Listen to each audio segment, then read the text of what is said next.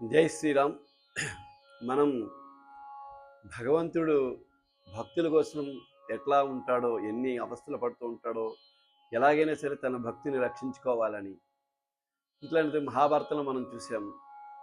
అర్జునుడి కోసం కృష్ణుడు ఎన్ని రకాలైన మాయలు చేస్తాడో. ఎందుకంటే అక్కడ మాయ అంటే దుర్మార్గమైన మాయ కాదు. ఎందుకంటే ధర్మాన్ని రక్షించడం గురించి, ఇప్పుడు వజ్రాన్ని వజ్రంతోనే కోయాలన్నట్టుగా ధర్మాన్ని రక్షించడం గురించి, దాని గురించి చాలా పాటుపడతాడు. వీళ్ళకి విజయం రావడానికి కృష్ణుడే కారణం అని మనకు భారతం తెలుసు.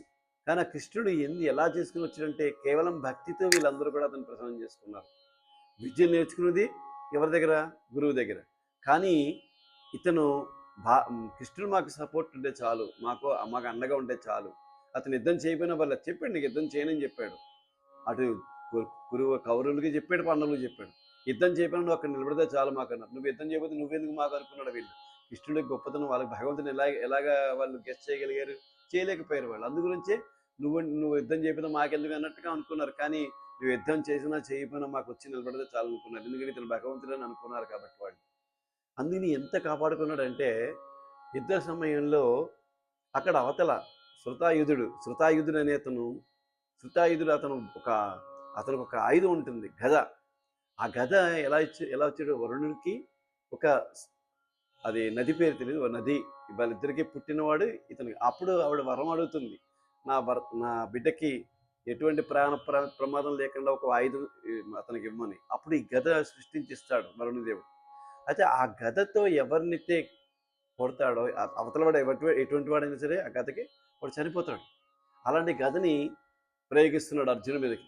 ఎప్పుడైతే అర్జునుడు ప్రయోగించాడో కృష్ణుడు లేచి, రథం నడుపుతున్నాడు కాబట్టి లేచి నిలబడతాడు. అయితే లేచి నిలబడగానే అది కృష్ణుడు తగిలి వెనక్కి వెళ్ళిపోతున్నాడు. అయితే మీరు అడగచ్చు, కృష్ణుడికి తగిలితే కృష్ణుడికి తగిలినా, అది ఎవరికి తగిలినా కూడా దెబ్బ తగలాలి కదా అని. కానీ అక్కడ ఏంటంటే ఆ ఆయుధానికి ఒకటి ఉంది. ఏంటంటే ఎవరి మీద శత్రు మీద ప్రయోగించాడో, వాడితో యుద్ధం చేస్తున్న ప్రయోగించాడో వాడికి మాత్రమే తగిలి వాడి ప్రాణాలు పోతాయి. కానీ అలా కాకుండా ఆ యుద్ధం చేయని వాడి మీద ప్రయోగిస్తే తిరిగి వాడి మీదకి వచ్చేస్తుంది. అస్త్రాలకి శస్త్రాలకి ఉన్న తేడాదే. అలాగే ఆ గద ఏమైంది, తిరిగి వాడి మీదకి వచ్చి వాడిని దహనం చేసేసింది. అంటే అప్పుడు అర్జునుడి కృష్ణుడు ఎందుకు నిలబడో అర్థం కాలేదు. అప్పుడు చెప్తాడు, ఇది విషయం చెప్పగానే.